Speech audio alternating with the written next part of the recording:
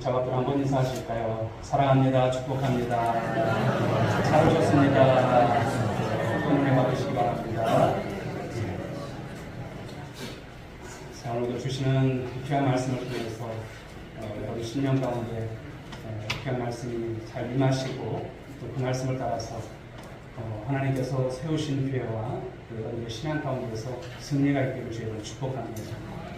여러분 인류 역사상 가장 위대한 시작이 뭘까요? 그것은 바로 하나님 나라의 시작이라고 하는 것입니다. 오늘 그 말씀을 나누고자 합니다. 하나님 나라의 시작. 말씀이 좀 딱딱할 수도 있고 좀 낯설을 수도 있고 그렇습니다. 그러나 우리가 하나님 나라의 시작이 무엇인가를 오늘 본문을 통해서 또 하나님께서 펼치시는 이 말씀 속에서 생생하게 되는 은혜의 시간들이 될 수 있길 바랍니다. 자, 오늘 이 말씀 속에서 우리는 하나님의 구원 계획, 여러분들이 그냥 태어나서 그냥 가는 인생들이 아니에요. 그렇죠. 가끔은 여러분 인생이라고 하는 것을 우리가 생각하게 됩니다. 내 인생이 무엇인가, 또 내가 어디서 와서 어디로 가는지. 세상 사람들은 나그네라고 생각을 하고 그렇게 살아가죠. 그러나 저와 여러분들은 아무 뜻 없이 우리가 살아가는 인생이 아니라 하나님의 계획 속에, 하나님의 은혜 속에 오늘 우리 인생이 또 그렇게 흘러가고 또 주의 귀한 일들을 감당하는 줄 믿으시기 바랍니다. 사도행전 말씀은 보면 교회가 어떻게 생성되고 어떻게 발전해 가는지를 말씀하고 있어요. 아주 중요한 의미를 담고 있죠. 그래서 사도행전이 1장부터 28장까지 있는데 1장부터 12장까지는 교회의 생성 과정을 말씀합니다. 여러분, 그 초대교회가 그냥 세워진 것이 아니죠. 얼마나 많은 사람들이 피땀이 들어갔고 얼마나 많은 고난과 또 그런 핍박이 있었는지 모릅니다. 그런 가운데서 하나님은 하나님의 나라를 위해서 교회를 세워가신다는 것이죠. 그리고 13장부터 28장의 말씀을 보게 되면 사도 바울의 전도 여행, 선교 여행에 대한 말씀이에요. 그래서 복음이 어디까지 흘러가는지를 말씀합니다. 복음이 땅끝까지 흘러가는 것. 그 일을 위해서 사도 바울은 정말 예수 그리스도를 만난 이후의 삶을 보면 오직 하나님의 영광, 하나님의 나라밖에 없었어요. 오직 주 예수 그리스도를 위해서 그 복음을 전하는 데 있어서 그 목숨을 아끼지 않았다고 하는 사실이죠. 오늘 사도행전의 저자는 바로 의사였던 누가입니다. 그리고 이 말씀이 기록된 시기를 보면 추후 80년부터 90년경 그 시대에 측정이 되고 있습니다. 자, 오늘 본문의 말씀 1절을 보시게 되면 데오빌루요 이렇게 말씀이 시작되고 있습니다. 데오빌루요로 시작합니다만 누가는 그 당시에 유력한 인물이었던 바로 이 데오빌루에게 편지를 보내는 형식으로 오늘 사도행전을 기록한 말씀이에요. 데오빌루 내가 먼저 쓴 글에 이렇게 하면서 말씀이 이어지고 있습니다. 여기서 내가 먼저 쓴 글이라고 하는 게 뭘까요? 자, 이 말씀은 사복음서 중에 누가가 썼던 누가복음을 말하는 거예요. 누가복음. 그러니까 사도행전은 사도행전의 저자는 이제 누가가 되고 누가복음의 저자도 누가입니다. 근데 사도행전은 무엇이냐면 누가복음에 있어서 소편이라 할 수 있는 거예요. 소편. 자, 누가복음은 예수께서 행하시며 가르치시기 시작하신 것도 승천하신 날까지 이렇게 기록했다는 것이죠. 그런데 중요한 것은 이 말씀 속에서 찾아볼 수 있는 것은 예수님께서 먼저 행하셨다는 거예요. 먼저 행하시고 그 다음에 가르치셨다는 말씀이 나와요. 행하시고 가르치셨다 이런 말씀입니다. 바로 예수님은 행하신 것과 가르치신 것이 완벽하게 일치되시는 분이 있어요. 말씀은 이렇게 해놓고 행하신 것이 있고 따로따로가 아니에요. 행하신 속에서 가르치신 것이 동일하다고 하는 것을 말씀합니다. 여러분, 기독교는 어떤 사상이나 철학이나 교리를 가르치고 따르게 하는 종교예요. 여러분, 그런 종교가 아닙니다. 예수 그리스도의 행하심과 그분의 가르치심이 분명하게 기록되어 있고 오늘을 살아가는 저와 여러분들이 어떤 삶이 되기를 원하실까요? 예수 그리스도의 제자가 되는 삶인 줄 믿으시기 바랍니다. 사도행전의 말씀을 보게 되면 행한다는 말씀이 나오고 있습니다. 행한다. 사도행전, 행함에 대한 여러분 그러한 바로 말씀이죠. 행한다라고 하는 것은 그냥 단회성을 말하는 것이 아니에요. 그 말씀, 그 시대에 여러분 그 행함이 지속적으로 이 시대 가운데도 흘러가기를 원하시고 지속적인 행동을 말씀하는 것이죠. 사도행전을 보면요, 보고 듣고 배운 것을 행동으로 옮기는 이 실제적인 이야기들을 기록해 놓은 그야말로 여러분 사도들의 행적입니다. 사복음서는 어떤 것입니까? 예수님의 행적. 예수님께서 태어나신부터, 예언된 말씀부터 예수님께서 십자가를 지시고 죽으시기까지, 그리고 예수님께서 부활하신 그 장면까지 나왔던 예수님의 행적을 기록했죠. 그런 가운데서 말씀을 보게 되면 예수님의 행적이 이 사도행전 초반에 기록이 되어 있어요. 그리고 그 바톤을 이어받는 것이 누굽니까? 예수님의 제자들. 그 예수님의 제자들이 그 말씀을 펼쳐나가는 그런 내용이죠. 그래서 성경 전체의 이야기의 중심은 무엇이냐? 바로 예수 그리스도인 것을 믿으시기 바랍니다. 수천 년간 수많은 신학자가 성경과 예수 그리스도를 연구했지만 그 깊이, 여러분 그것이 끝이 있을까요? 없습니다. 예수 그리스도는 완전하신 하나님이신 것을 믿으시기 바랍니다. 예수 그리스도는 완전하신 바로 인간이시며 역사에 있어서 알파와 오메가가 되심을 믿는 저와 여러분들이 될 수 있길 여러분을 축복합니다. 베들레헴에서 태어나셨어요. 그렇죠. 목수의 일을 하셨어요. 그리고 공생의 3년 그 시간을 통해서 십자가를 지시고 장사되셨다가 사흘 만에 다시 살아나신 그리스도께 모든 것이 집중되어 있는 것이 성경입니다. 그 말씀인 것입니다. 다른 여타의 종교들을 보면 가르침이나 교훈만으로 충분할 수 있지만 기독교는 그 정도가 아닙니다. 예수 그리스도께서 바로 그 하나님께서 인간의 몸을 입고 이 땅에 오셨다고 하는 것, 실제로 사셨다고 하는 것, 그 사신 역사가 매우 중요한 것입니다. 예수 그리스도는 친히 구원을 위해서 인간의 몸을 입고 오셔서 고난당하시고 십자가에 못 박혀 죽으셨습니다. 누구를 위해서? 우리를 위해서. 그분의 가르치신 내용과 행위가 분리되어 있지 않기에 역사, 그분의 역사는 매우 중요한 것입니다. 누가는 바로 그런 역사를 기록했죠. 여러분, 예수님의 행위를 뺀다면 기독교는 무엇일까요? 윤리나 이념의 종교로 끝나고 말았을 것입니다. 그러나 기독교는 무엇입니까? 가르침 이전에 예수님의 행하심을 오늘 말씀하고 있습니다. 더 중요한 말씀하고 있는 것이죠. 자, 오늘 본문 2절 말씀을 한번 보실까요? 읽어보겠습니다. 시작. 그가 택하신 사도들에게 성령으로 명하시고 승천하신 날까지 이를 기록하였노라. 아멘. 자, 주님은 세상이 보기에는 사실 쓰잘데없는, 어찌 보면 볼품없는, 아무런 여러분 명함 하나 내놓을 수 없는 그런 제자들을 택하세요. 여러분, 예수님께서 그렇게 택하시는 거 보면 참 그래도 똑똑한 사람을 좀 택하시지, 유능한 사람을 택하시지, 그런 생각이 들어요. 그러나 그렇지 않습니다. 평생을 업으로 삼았던, 업으로서의 삶을 살았던 그들을 택하시고, 어찌 보면 사회적으로 여러분 낙이 지킨 여러분 세례와 같은 사람들 마태를 뽑기도 하시고 그런 것을 볼 수가 있습니다. 그러나 중요한 것은 무엇일까요? 주님의 택하심이라고 하는 것이 있죠. 주님께서 택하시면 여러분 부족한 사람도 우리 주님께서 멋지게 사용하심을 믿으시기 바랍니다. 나 같은 죄인도 하나님 앞에 감히 설 수 있습니까? 이 자리에 여러분 나온 것이 당연한 것입니까? 아닌 것이에요. 주님 앞에 나온 것 자체가 은혜인 것을 믿으시기 바랍니다.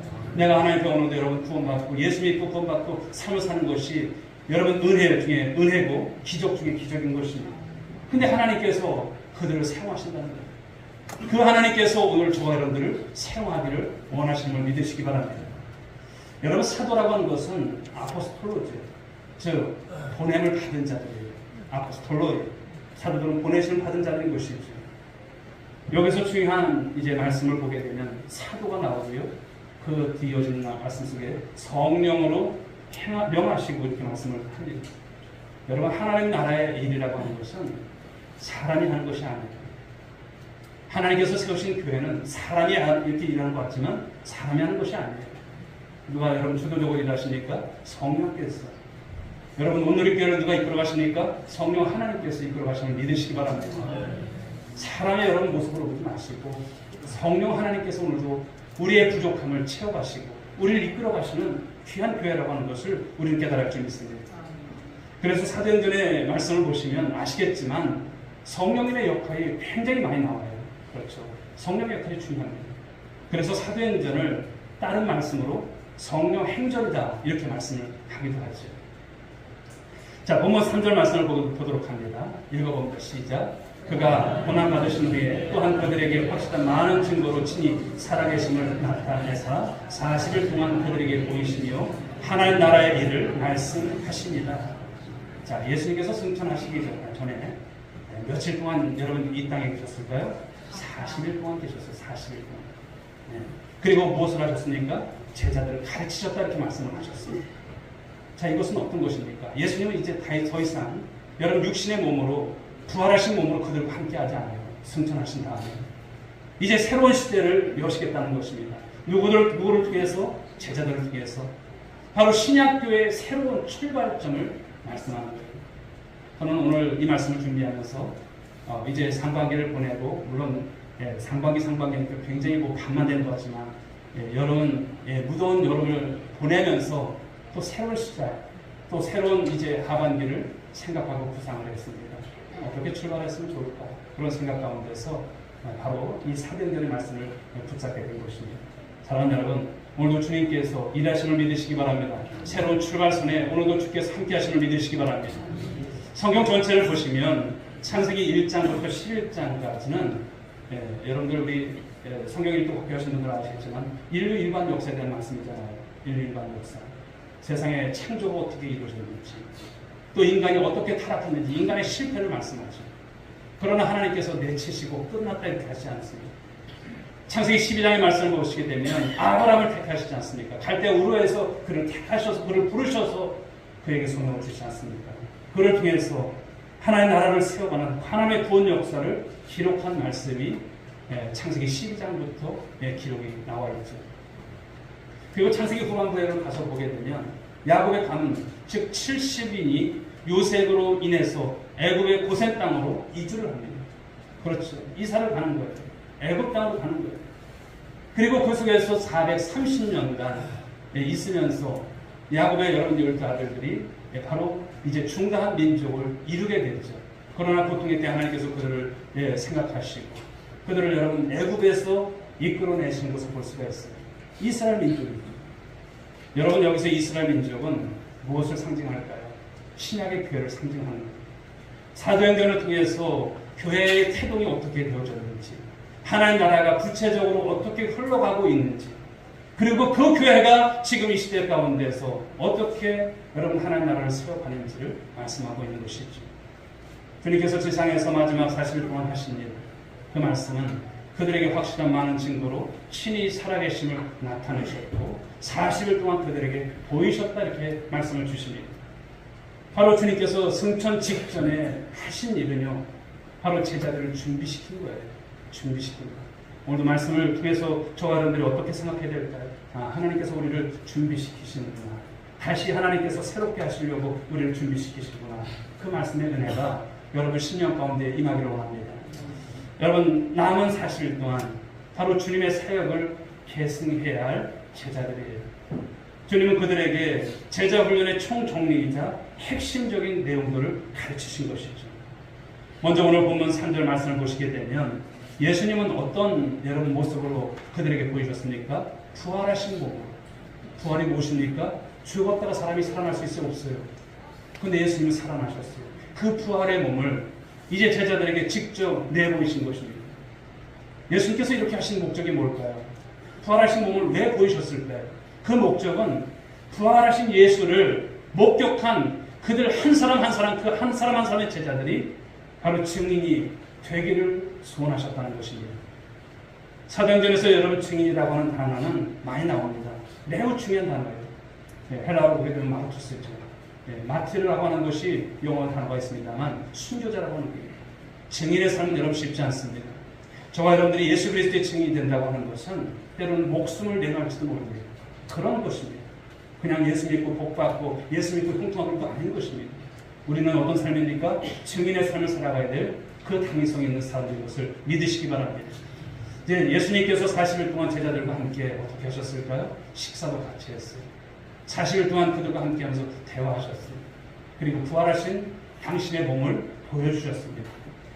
그 40일이라고 하는 시간은 충분히 확신을 가질 만한 경험을 하고도 남을 그런 시간인 것이죠. 사랑하는 성도 여러분, 여러분께 물어보겠습니다. 여러분 예수님 다시 살아나셨음을 믿으십니까? 살아나심을 믿으셨습니까? 여러분 인류 역사에 예수 그리스도의 부활 이 사건보다 더 큰 사건이 있을까요? 없습니다. 여러분의 인생에 있어서 예수 그리스도의 부활 사건보다 더 큰 사건이 있을까요? 없습니다. 예수님의 부활 사건은 여러분 역사 가운데 내 인생 가운데 가장 큰 빅뉴스인 것이고요. 가장 큰 사건인 것입니다. 그분이 죽었다 살아난 게 나하고 무슨 상관인가? 이것이 아닌 거예요. 너무나 귀한 사건인 것입니다.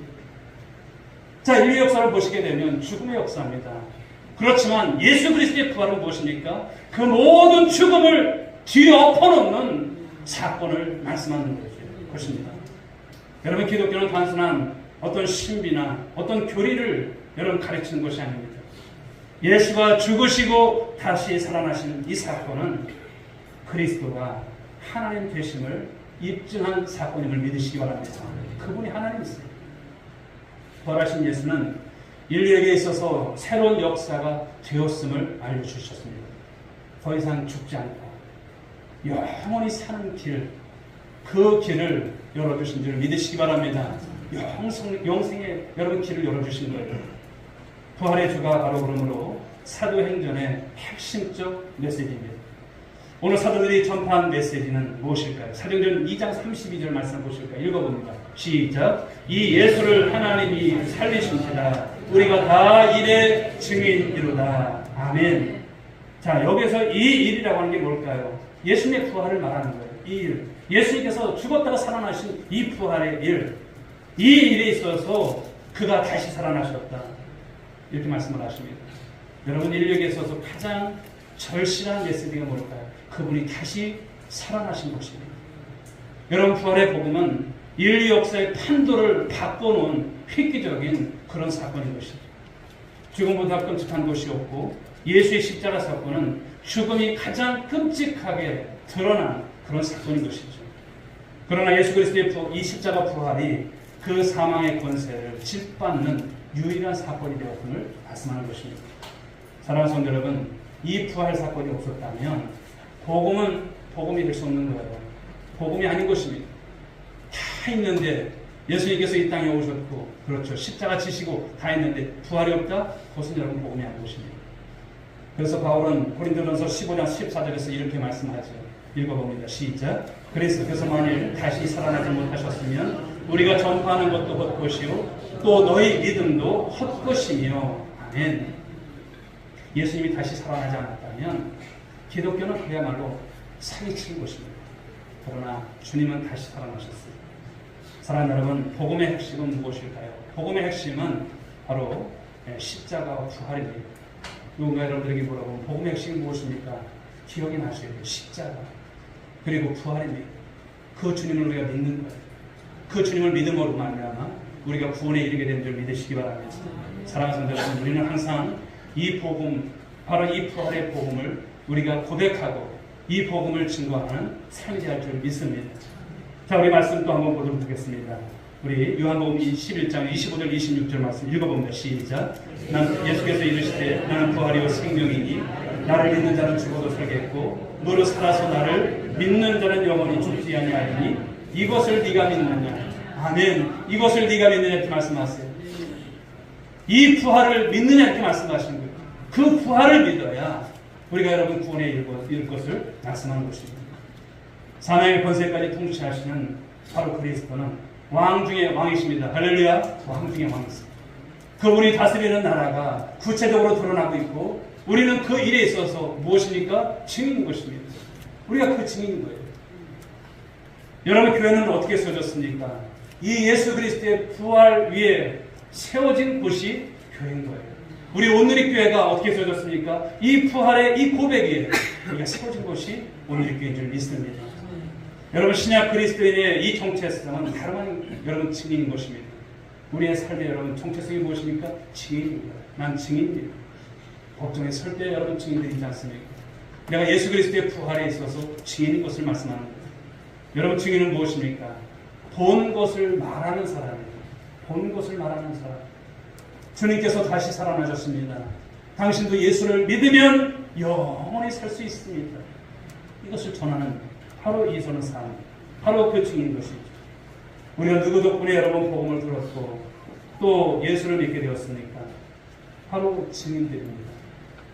이 초대교회 때 여러분 예수님의 제자들이 그 증인의 역할을 하고 수많은 사람들이 그 여러분 그 죽음 앞에서도 예수를 부인하지 않고 그 피가 흘러서 이 복음이 여러분 이 땅까지 온 것이지 아니겠습니까? 자, 그런데 우리 서천 땅은 어떤 땅입니까? 예, 우리 광고에 나와 있지만, 선교사님들이 들어오기 전에, 지금으로부터 209주년 전, 그렇죠? 1816년 9월 5일에 하나님의 말씀인 이 성경, 킹 제임스 버전의 성경이 이 땅에 들어왔어요. 그래서 이번 주간에 또 이렇게 기념, 또 감사 예배를 드리고, 또 우리 의회적으로도 그런 시간들을 갖습니다만, 정말 깊은 거예요. 하나님의 섭리라고 하는 것을 한번 생각해 보십시오. 우연히 들어왔을까 하는 것입니다. 이 땅을 선교사님들을 보내기 전에 성경이 먼저 들어온 거예요. 말씀이 임한 것입니다. 그 말씀의 역사. 그것이 어떤 것인지 몰라서 그 당시에는 그 성경을 그냥 다 하나하나 찢어가지고 그냥 꼬란 것이니까 모르지 않습니까? 그렇게 했다고 합니다. 그런데 얼마나 귀한 것입니까? 이 땅에 복음이 들어오는 것이 너무나 귀한 것이죠. 사랑하는 여러분, 오늘 주님 앞에 우리가 감사할 것은 우리보다 앞선 분들이 그 증인의 역할을 감당했다는 것을 여러분 잊지 마시기 바랍니다. 또한 저와 여러분들이 그 증인의 삶을 지금으로부터 또한 살아가는 그런 삶이 될 줄 믿습니다. 자, 예수님께서 이 40일 동안 무엇을 하셨습니까? 하나님 나라의 일을 가르치신 거예요. 하나님 나라의 일이 무엇인지 가르치신 거예요. 그리고 사도행전의 중요한 주제 중에 하나가 바로 하나님 나라입니다. 하나님 나라 하니까 그냥 먼 어떤 나라 정도 이런 생각이 드십니까? 요즘 구름이 참 예쁘더라고요. 뭉게 구름이 막 피어오르는 것을 보면서. 어려서부터 제가 예수를 믿기 전에도 그랬지만 저 높은 하늘나라, 아니 그 구름 사이 어디에 하늘나라가 있지 않을까, 그런 생각들을 많이 했어요. 그러나 그런 하나님 나라는 아니죠. 주님께서 세상에 계시는 동안 강조하신 것은 여러분 중요한 의미가 있습니다.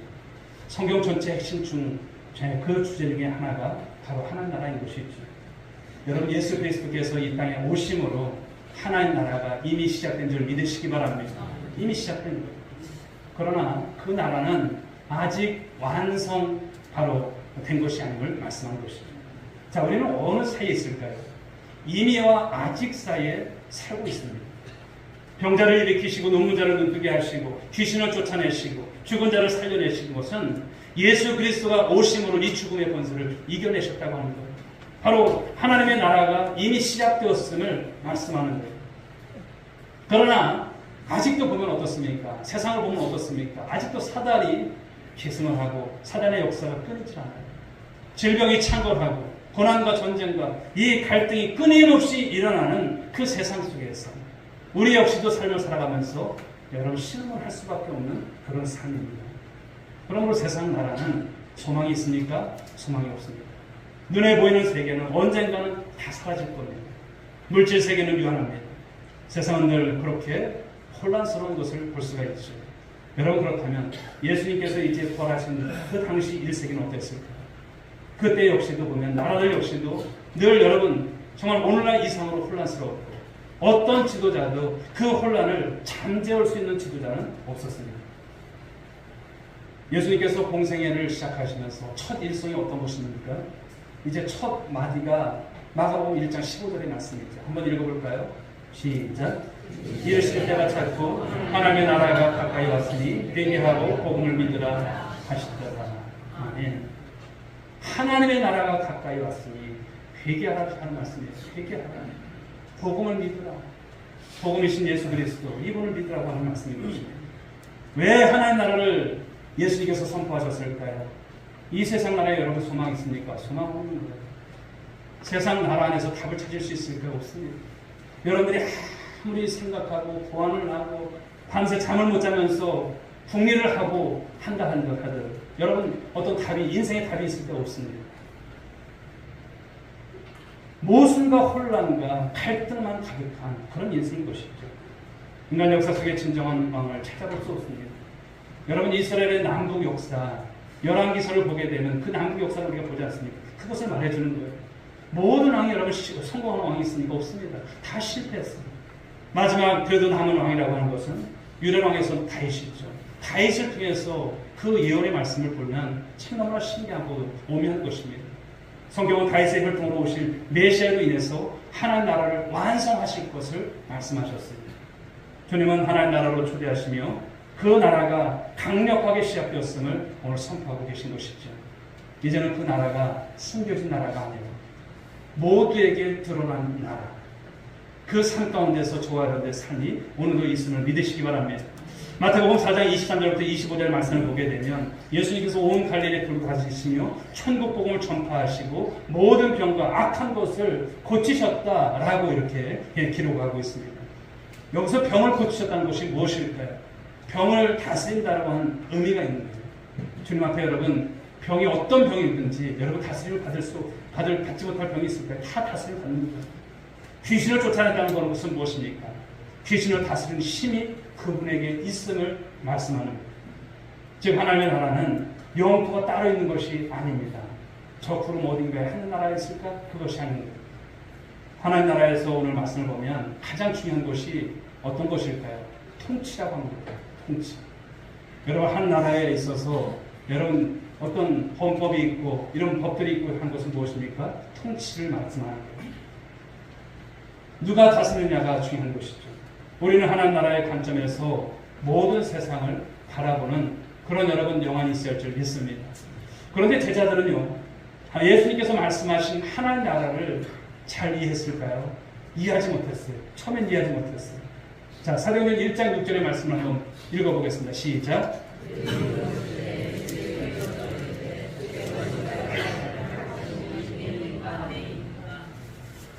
자, 이스라엘은 로마의 지배 아래에서 독립을 꿈꾸고 정치적 해방에 대한 희망을 품고 예수를 쫓았습니다.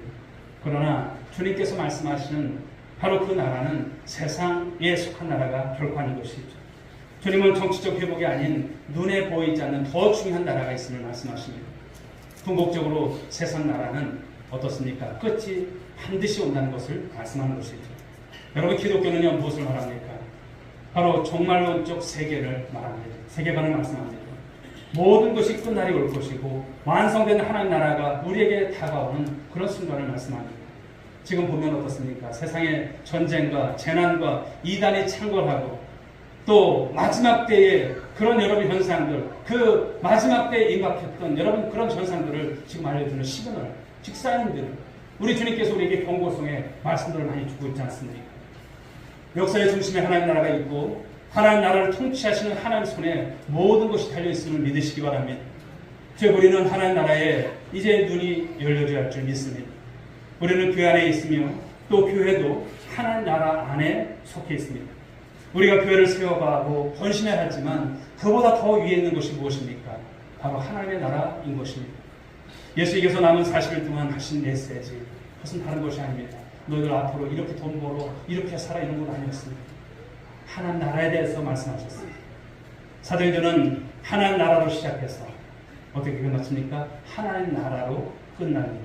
사도행전 28장 31절 말씀을 보실까요? 읽어보겠습니다. 시작. 하나님의 나라를 전파하며 주 예수 그리스도에 관한 모든 것을 담대하게 거침없이 가르치더라.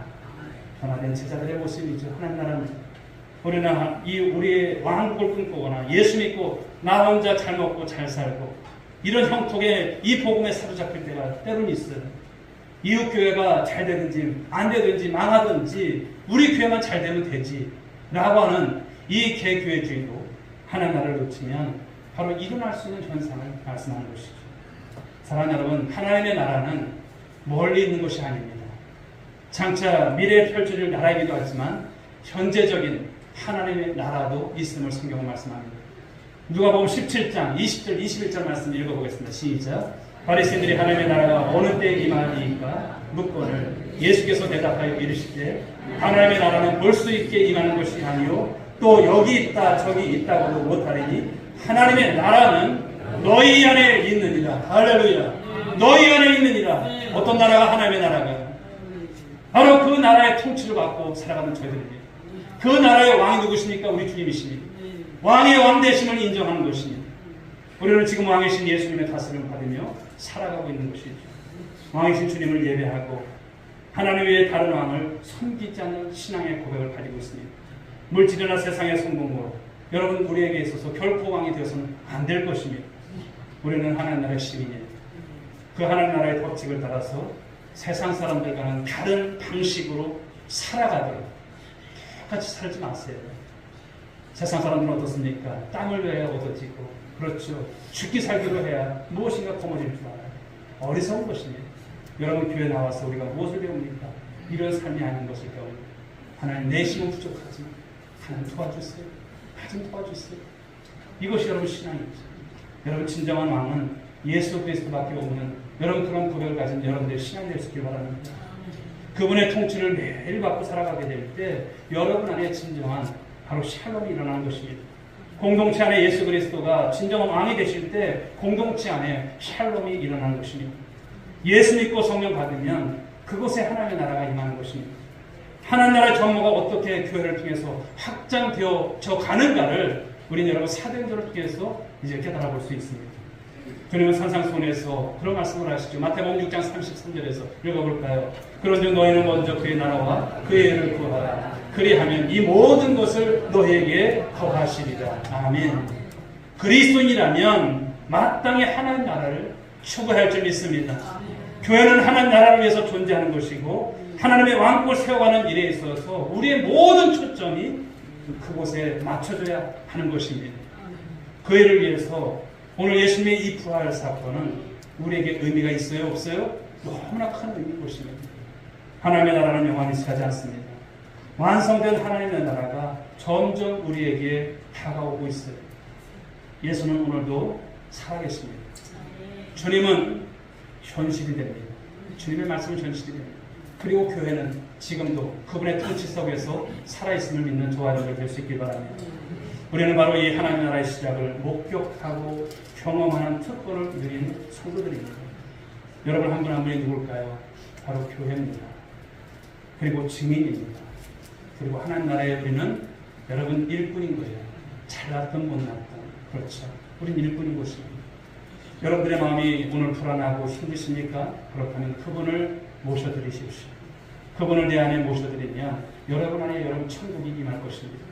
내 안에 천국이 임하게 되면 가정과 교회 공동체에 천국이 임하게 될 줄 믿으시기 바랍니다. 할렐루야. 우리 오늘의 교회가 여러분의 가정이 그렇게 되기를 간절히 소망합니다. 이제 말씀을 맺도록 하겠습니다. 오늘도 하나님의 나라는 쉬지 않습니다. 쉼 없이 흘러가고 있습니다. 하나님께서 일하시는 왕국은 역사되고 있습니다. 예수님은 다시 살아나셨어요.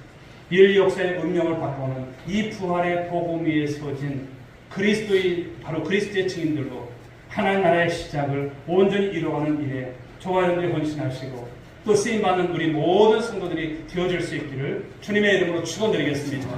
이 감격스러운 시작이 저와 여러분의 삶을 통해서 계속되어지는 사도행전의 역사가 우리 교회와 여러분의 가정과 일터 속에서 일어나기를 주님의 이름으로 다시 한번 축복합니다. 기도하겠습니다.